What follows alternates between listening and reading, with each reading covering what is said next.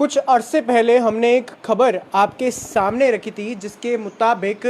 जब surprise inspection की जाती है सरकारी दफ्तरों के अंदर तो वहाँ के जो मुलाजिम हैं उनमें से 13 मुलाजिम जो कि हायर पोस्ट पर बैठे हुए थे और उनमें से कुछ HODs बताए जा रहे थे। डिस्ट्रिक्ट पुंछ की हम बात कर रहे हैं तो उन्हें उनकी गैर मौजूदगी में, क्योंकि वो कुछ अरसे से लगातार ऑफिस नहीं जा रहे थे और जब जांच पड़ताल की गई थी इस बारे में तो ये देखा गया था कि बिना किसी लीड के या बिना किसी नोटिफिकेशन के या बिना किसी को नोटिफाई किए ये लोग अवैध रूप से या फिर गैर तरीके से छुट्टी पर थे, क्योंकि इन्होंने कोई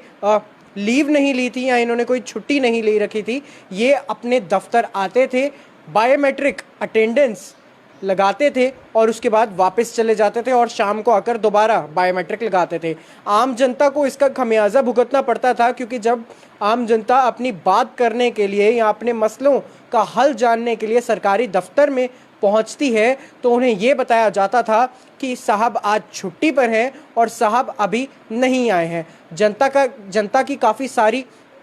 परेशानियां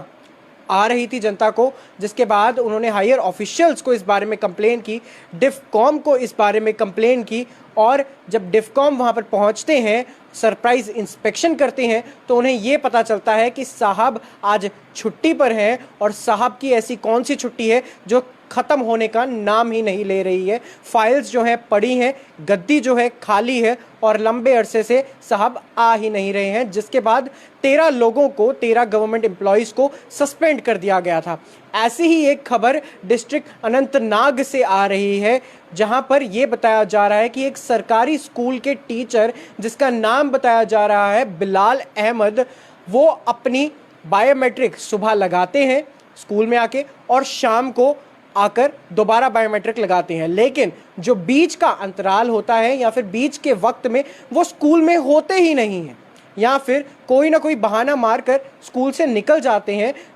गौरतलब की बात यह है कि ये टीचर सरकारी टीचर हैं और पक्के मुलाजिम हैं जो शायद मोटी तनख्वाह हर महीने लेते हैं बच्चों को पढ़ाने के लिए, लेकिन अपनी जिम्मेदारियों से पीछे हटते हैं। अपनी जिम्मेदारियों के प्रति बहुत ज़्यादा गैर जिम्मेदार ये लोग हैं और कहीं ना कहीं सरकार की नज़रों में तो ये धूल झोंकते ही हैं, लेकिन ये अपने साथ भी धोखा कर रहे हैं और ये दूसरों के फ्यूचर के साथ भी खिलवाड़ कर रहे हैं। डिस्ट्रिक्ट अनंतनाग की अगर बात करें तो सरकारी स्कूल के एक टीचर को यहाँ पर सस्पेंड कर दिया गया है, क्योंकि ये देखा गया कि जिस वक्त सरप्राइज इंस्पेक्शन हुई तो वो अपनी बायोमेट्रिक सुबह अटेंडेंस लगाकर चले जाते हैं अपने प्राइवेट कोचिंग इंस्टीट्यूट में। जी हाँ, आप सभी ने सही सुना, अपने प्राइवेट कोचिंग इंस्टीट्यूट में वो चले जाते हैं और वहाँ जाकर बच्चों से मोटी फीस लेते हैं और वहाँ पढ़ाते हैं। जो स्कूल को टाइम देना चाहिए वो प्राइवेट प्रेमिसेस में देते हैं, अपने प्राइवेट स्कूल में। बात ये नहीं है कि वो प्राइवेट इंस्टीट्यूशन चला रहे हैं, कोचिंग सेंटर चला रहे हैं, पर बात यह है कि वो स्कूल प्रेमिसेस को कॉम्प्रोमाइज़ कर जो उनकी नौकरी है, जो उनकी सरकारी नौकरी है, जिसके लिए उन्हें पैसे दिए जाते हैं, जिसके लिए उन्हें तनख्वाह दी जाती है, मोटी तनख्वाह दी जाती है, उसे कॉम्प्रोमाइज़ कर उसे साइड पर रख कर, यानी कि चीट कर कोचिंग इंस्टीट्यूट चला रहे हैं उन्हीं प्रेमिसेस में और वहाँ पर बच्चों से फीस लेते हैं। तो आप देख सकते हैं किस तरीके की मंशा, किस तरीके की मानसिकता हो सकती है ऐसे लोगों की जो सरकारी दफ्तरों में बैठना तो चाहते हैं, जो सरकारी नौकरियां लेने के लिए एक होड़ तो लगा लेते हैं, लेकिन अपनी जिम्मेदारियों को शायद कहीं ना कहीं समझ नहीं पाते हैं। सरकारी मुलाजिमों के ऊपर अब जो नकेल कसी जा रही है उसके चलते अब हर दिन आए दिन ऐसी खबरें आती हैं कि सरप्राइज इंस्पेक्शंस डिपार्टमेंट्स के अंदर की जा रही हैं, HODs के हवाले से या फिर यूँ कहें कि डिफकॉम के हवाले से। तो ऐसे में अब देखना ये है कि आने वाले वक्त में ये किस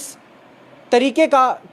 जो रिज़ल्ट है वो लाता है। इसके अलावा कौन लोग हैं जो अपनी नौकरियों को कॉम्प्रोमाइज़ करते हैं और आने वाले वक्त में किन लोगों का जो नाम है वो इस लिस्ट में शुमार होगा जो सस्पेंशन